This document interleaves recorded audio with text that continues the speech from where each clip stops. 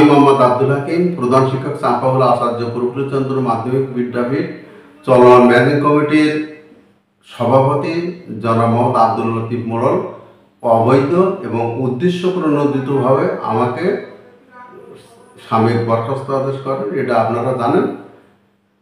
স্কুলের 8টি নিয়োগ সংক্রান্ত ব্যাপারে ওনার সাথে আমার মতবিরোধ হওয়ায় আমাকে এই সাময়িক বরখাস্ত আদেশ প্রদান করেন, সম্পূর্ণ অবৈধভাবে এবং নীতিবিরুদ্ধ। আমি এটির প্রতিকার চেয়ে শিক্ষা বোর্ড যশোর আবেদন করি। আবেদনের পরিপ্রেক্ষিতে শিক্ষা বোর্ড যশোর উপজেলা শিক্ষা অফিসারকে তদন্তের ভার দেন। তদন্ত রিপোর্ট আমার পক্ষে যাওয়ায় আজকে এই দেখেন, আজকে যশোর বোর্ড আমাকে সপদে বহাল করেছেন এবং আমাকে অবৈধভাবে সাময়িক বরখাস্ত করায় জনাব আব্দুল লতিফ মোড়লকে তার সভাপতির পদ থেকে অব্যাহতি প্রদান করেছেন। আমার সার্বিক ব্যাপারে আপনারা যারা আমার সাথে ছিলেন, আমাকে সার্বিকভাবে সহযোগিতা করেছেন, আমি তাদের জন্য কৃতজ্ঞতা প্রকাশ করছি।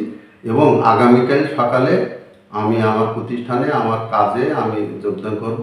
সুষ্ঠুভাবে স্কুল পরিচালনার জন্য আমি প্রচেষ্টা নেব। আপনারা আমাকে দোয়া ও আশীর্বাদ করবেন যেন আমি সুন্দরভাবে ওই স্কুলটাকে সুচারুরূপে পরিচালনা করতে পারি। সকলকে ধন্যবাদ।